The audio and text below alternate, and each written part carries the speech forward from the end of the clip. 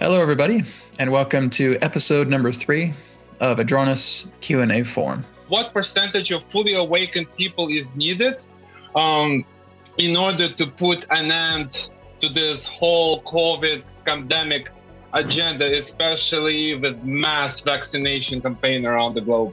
Well, we would say that you have already met that percentage. Mm-hmm. You see? So again, it's not so much in the idea of having to look at the exact percentages.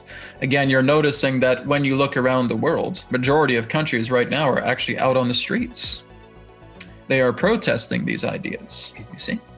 So we would say that as you start to look around the world, because you do have your internet, and you start looking at all these different countries and you see millions and millions of people out in their streets of their cities protesting all of this, well, there you go. There's your percentage, you see? It's that because that is how people get awakened. So my guess is the reason why I still keep playing out is that more and more people need to see what has been hidden for so long. My guess would be correct? In tragedy, you unite the greatest. You see? That's what's happening. If everything was, as you would say, rainbows in the sky, and everybody was singing in joy and happiness, would that give any particular form of elevation to allowing yourselves to act towards that which you know is corrupt? No, it would not. Because again, you'll all go your own separate ways. You'll all be independent in that way. There'll be nothing there that's basically the synergy that's drawing yourselves together. That's why all of this has had the permission to happen. Because again, through all of this adversity and tragedy that's been taking place, this is what's bringing the entire world together as you're witnessing.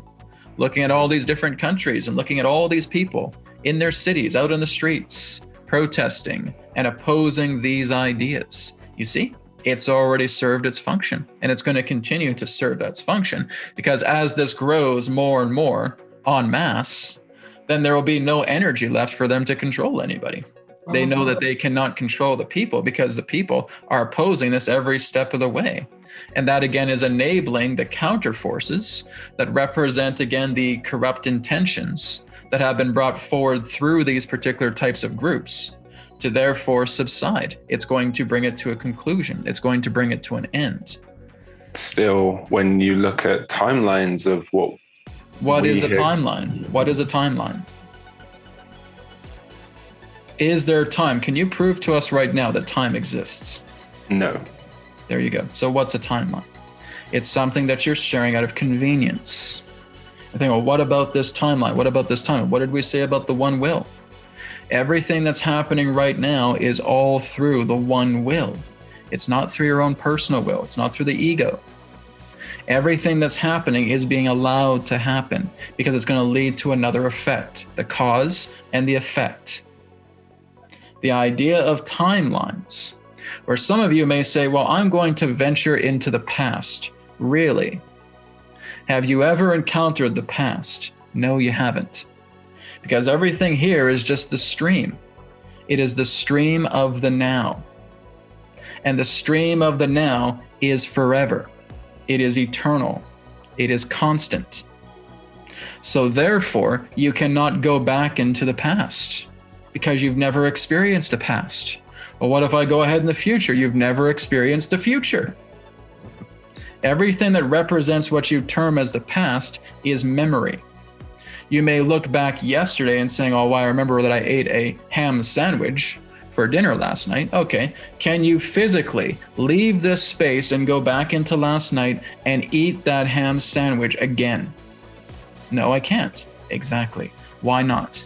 Because there is no past. There is no future. There is only the now. So when you're looking at all these different timelines in that sense, as we stated, you don't have choice. You weigh certain things and say, okay, I'm going to go ahead and leave my house and go walk in the park. You've already made your decision. So you're leaving your house and you're walking in the park. You may have looked at 100 different things to do. I could sit down and watch TV. I could go on the computer. I could read the newspaper. I could yodel.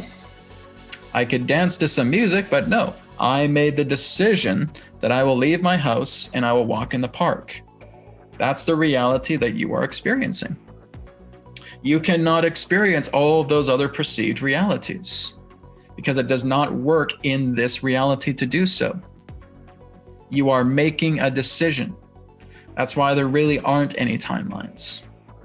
Again, you say that through a state of convenience, and we say that we give you forecasts here and there, we give you possibilities of what could be, but it's all based upon, again, the gravity of where everything aligns here and now. That's what matters. So it's not about timelines. You have no choice with timelines.